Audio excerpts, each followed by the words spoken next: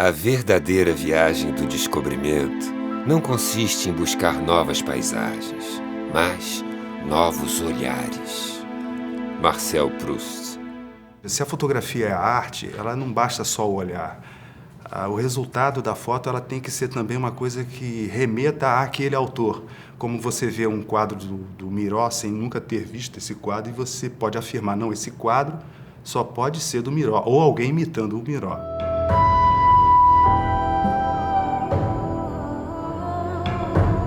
Me interessa bastante a materialidade da imagem, enfim. Então, no papel que ela é impresso, como que isso aparece dentro do trabalho, é trazer, além da imagem plana, uma outra textura para a fotografia, né?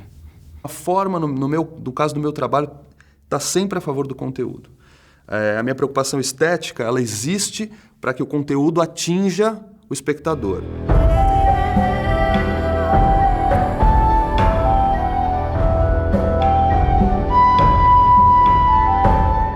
Desde que eu comecei a trabalhar com o que hoje se convenciona chamar de fotografia construída, né? Sempre gostei. Era uma forma, para mim, muito especial, uma perversão sutil, assim, de puxar o tapete do espectador na hora que estivesse diante da foto.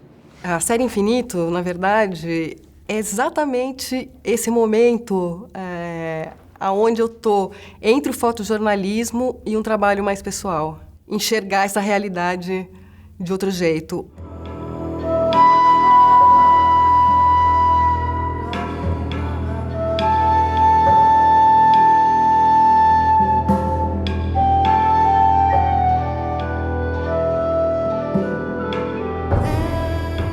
Que arte é experiência, né? Eu acho que arte é essa possibilidade, e aí a fotografia entra no meio disso como uma das linguagens artísticas, né? Mas é essa possibilidade de fazer a gente sair do lugar, de provocar pensamento. Essa é a arte que me interessa.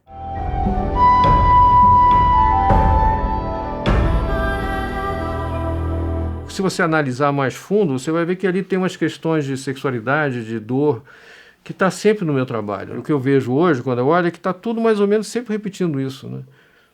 Então, acaba sendo... O mundo, você pode, inclusive, fazer uma leitura diferente. Você tira uma imagem do contexto, bota num outro contexto, ela vai ilustrar o que ela é.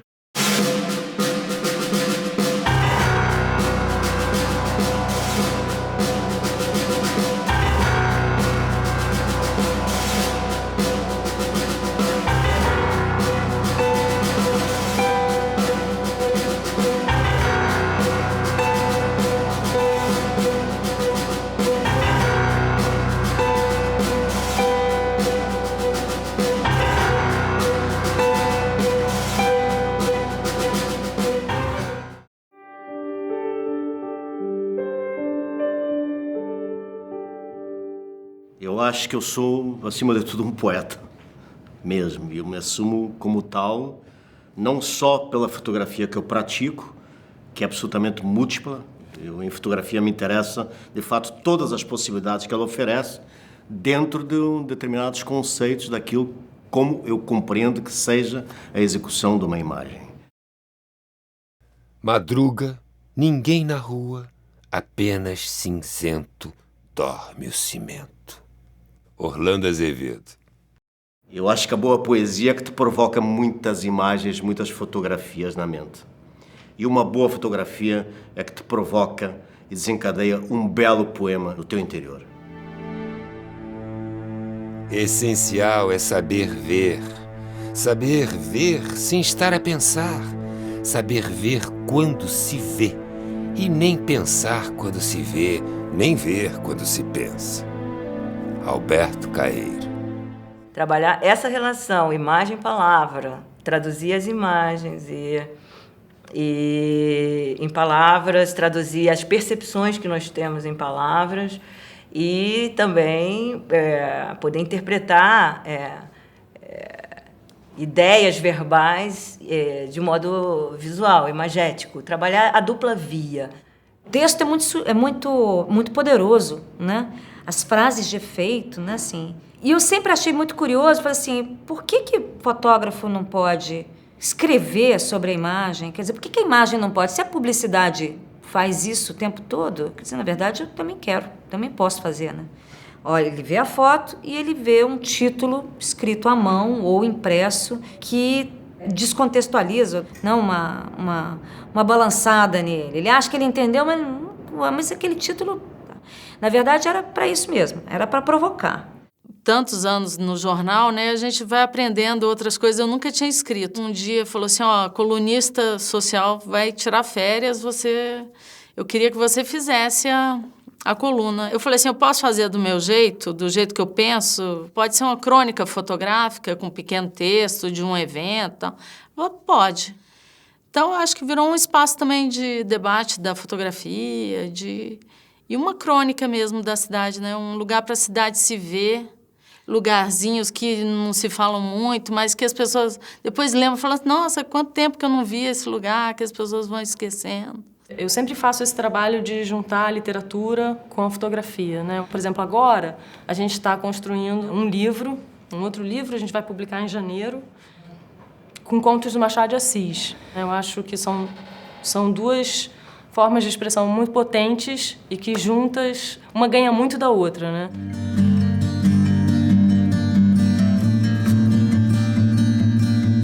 O projeto Metabiótica também veio nesse sentido, sabe? Para fragilizar o quadro fotográfico, para perturbar essa ordem de realidade que a fotografia traz, né?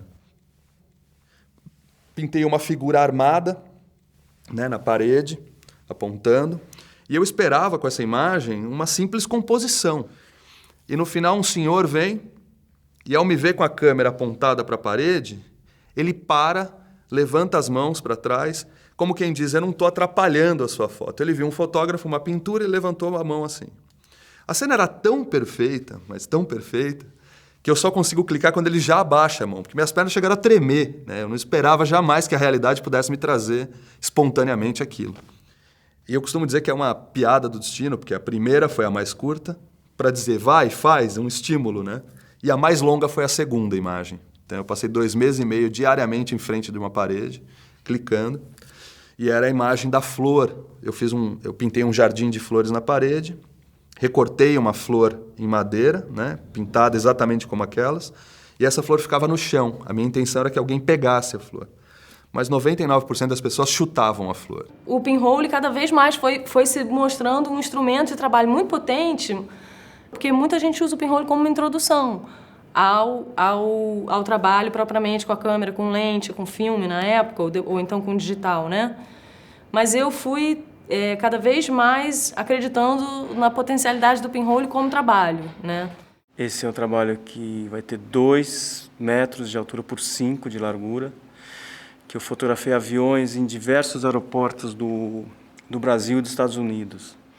Então, enfim, estou construindo um aeroporto imaginário, construí uma arquitetura minha, um aeroporto meio absurdo. Ele é uma coisa possível de existir e impossível, tá? O real e o imaginário ali novamente.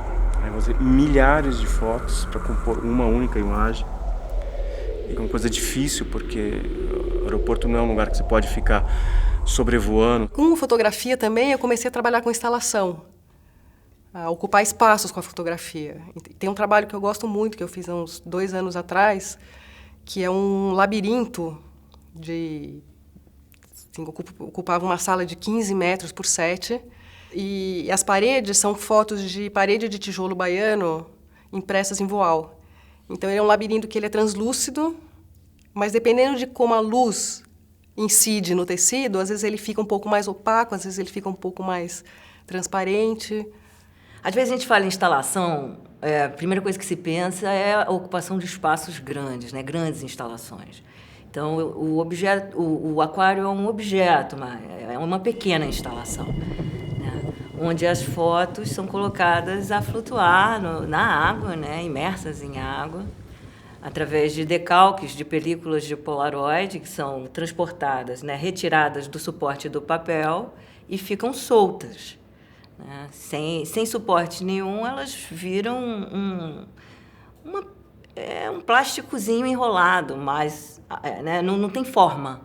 Mas imersa na água, ela ganha uma uma consistência, uma fluidez, ela começa a nadar. As pessoas que viram de longe o aquário montado no espaço expositivo acharam que eram peixes. Alguns não chegaram perto por falta de interesse, acharam que era simplesmente um aquário ordinário.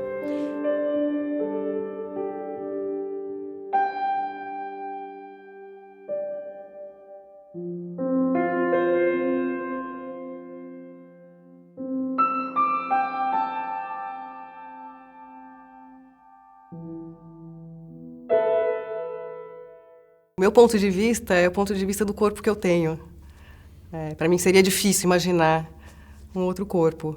Agora, também foi muito curioso quando eu fiz esse trabalho das radiografias, que é um trabalho de investigação do corpo. Acho que foi uma época que eu estava um pouco mais intimista, um pouco mais voltada para mim mesmo e pensando questões mais pessoais. E aí eu comecei a desenvolver um trabalho que era bem próximo ao corpo. E eu sigo usando a poluição como pigmento na pintura de telas.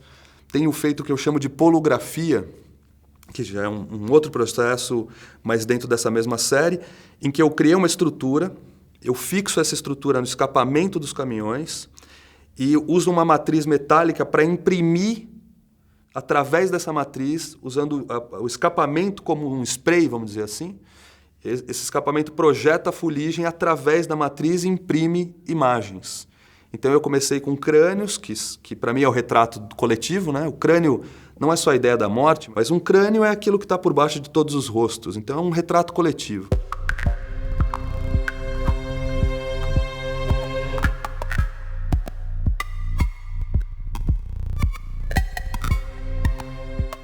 Esse é um trabalho uma série que eu chamo Quase Cinema, porque é quase uma reinvenção manual dessa ideia de cinema, de movimento da imagem, que é uma imagem alongada, né? A imagem original ela é bem mais curta do que o trabalho todo, então ela deve ter 1/4 desse tamanho. Essa imagem é revelada em pedaços menores, em frames, que são costurados nessa forma e presas entre essas madeirinhas coladas no tecido, no fundo, né? E o que me inspirou para esses trabalhos foram os filmes do Tarkovsky, que eu gosto muito. Então, essa cena que se move na paisagem muito lentamente, uns takes muito longos e que filmam uma paisagem e, de repente, tem um acontecimento num canto e a paisagem continua como se a câmera estivesse quase alheia ao acontecimento. Então, vem um pouco dessa ideia de continuidade, de alongamento mesmo. Transgredir a realidade é um ofício do artista. O surrealismo na imagem é a resposta do fotógrafo. A ideia de compreender o que é essa realidade, né? Que eu chamo de realidades, né? Porque todos nós, cada um tem a sua realidade. Então, documente a ficção, ou realidades e ficções, isso acabou se tornando o centro, né, o núcleo de toda a minha atividade artística e intelectual.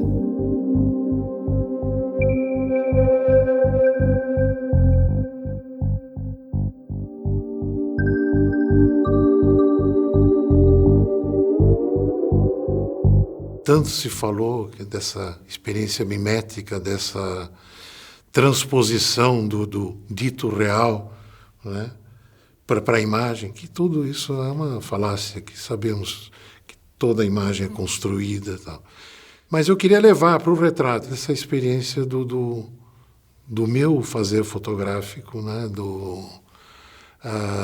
da minha visão de mundo, com imagens que o pessoal chamava de surrealistas, mas que, na verdade, eu estava mergulhado totalmente no realismo mágico, né, no realismo fantástico. Eu gosto de fotografia que mostra a realidade da vida, né? Para criar alguma coisa, eu comecei a criar agora, fazer umas coisas meio que não são a foto figurativa, é a foto mais como se diz, abstrata, coisa assim. Realmente eu não acompanhava muito as escolas, mas fazia o que eu sentia que podia fazer um efeito fotográfico bom. E isso realmente criou um certo obstáculo no começo, mas dependia da impressão que essa imagem causava ao você olhar. Então, depois disso, o negócio pegou e se desenvolveu o gosto pela fotoarte. Quer dizer, a gente nunca pode calcular como vai ser a interpretação de cada pessoa. A fotografia é um tempo morto, fictício retorno à simetria, secreto desejo do poema, censura impossível do poeta. Ana Cristina César. Na série dos retratos tem muito quase um exercício de topografia, assim. Para montar aquelas imagens dos retratos, tinha muito isso. A última folha inteira, a última foto inteira, né? E a de cima é super recortada, do jeito que fica quase só um requadro mesmo, mas a ideia é que ela nunca se divide em duas, então tem todo esse estudo dos recortes para que quando todas estiverem sobrepostas, você enxergue de todas pelo menos um pedaço, mas elas não se dividam em duas, estejam ainda inteiros, né?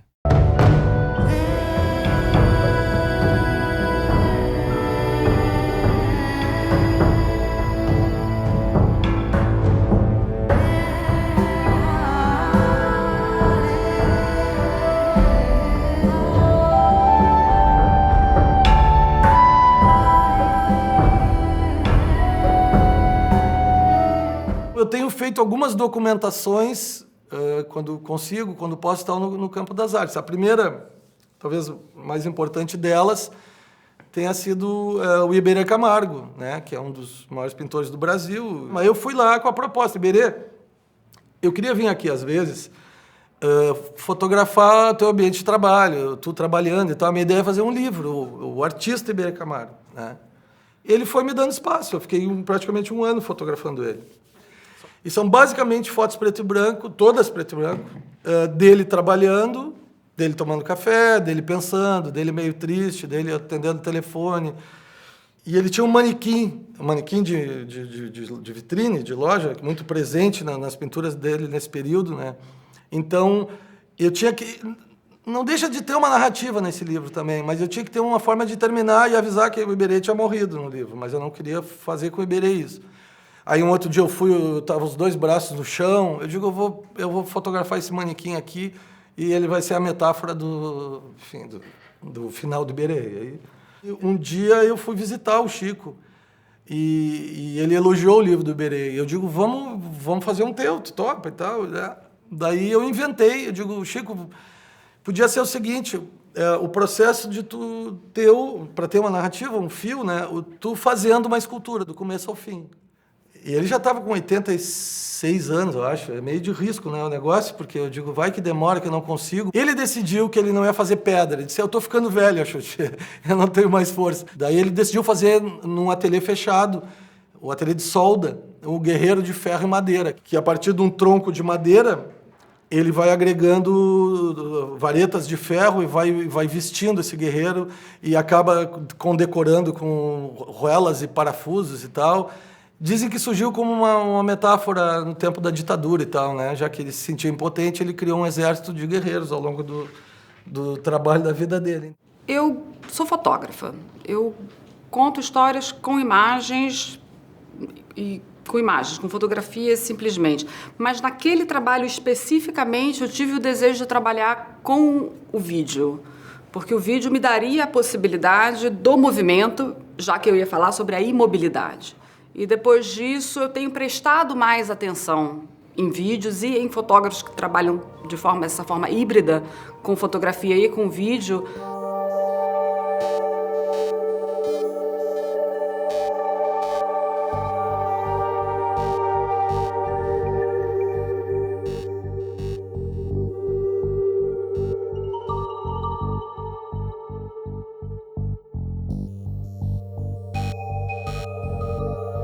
Então, essa linguagem do artista, né, de carregar o espectador para dentro do mundo que ele cria, é uma coisa que eu sempre senti falta na fotografia. Porque é muito difícil, na fotografia, você estabelecer isso, porque você não tem caligrafia, normalmente você fotografa o que já está pré-concebido, pronto, as formas já estão prontas. Então, quando eu comecei a fazer mais meus trabalhos autorais, no final dos anos 90, eu comecei a desenvolver técnicas especiais em que isso pudesse representar a identificação para aquilo que eu estou fazendo. O light painting, basicamente, sempre foi muito utilizado em fotografia comercial. Eu apenas desenvolvi essa técnica para fora do estúdio, para paisagens, para coisas grandes, casas, árvores, montanhas, né? Sequência de árvores, né? São longas exposições, né? Ele não tem monitoramento do que ele está fazendo, ele vai iluminando, vai enchendo de luz como um grafite, né? Como uma pichação.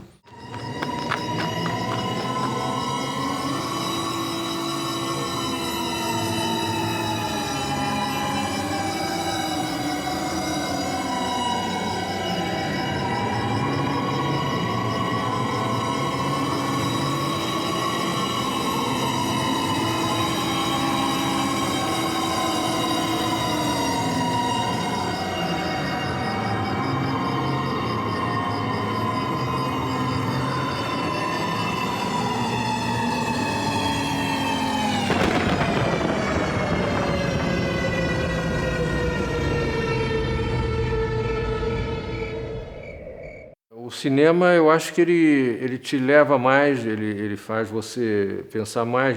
E algumas imagens da fotografia ou da pintura, o teu entendimento é diferente. Você vai olhar aquilo vai ficar mexendo na tua cabeça de uma forma diferente, né? É totalmente outra história. Então, tem algumas imagens minhas que eu sinto que ela tem um ponto, né, específico que leva para uma outra viagem, né? Um filme que eu fiz com fotografia dos anos 70, 79, o Pelourinho, as meninas lá, né?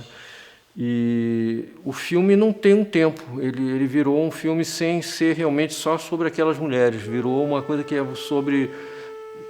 Pode acontecer em várias outras situações da América Latina, da Ásia, entendeu? Então, tem isso, né? Você conseguir tirar da questão puramente documental e fazer dela uma outra história, entendeu? Uma coisa que acaba sendo mais ligada a um sem tempo, intemporal, né? Então, quando isso bate, funciona legal, entendeu?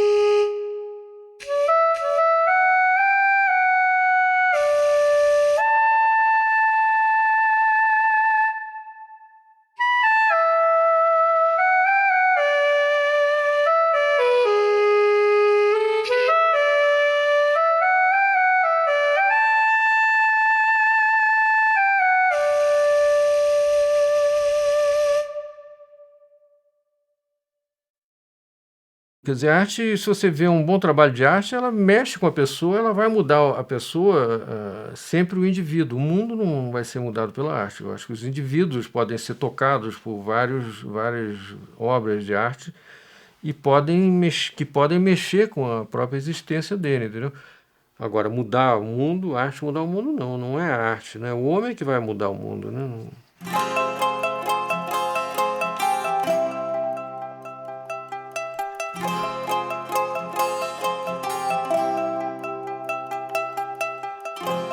A arte não é um espelho para refletir o mundo, mas um martelo para forjá-lo. Vladimir Mayakovsky.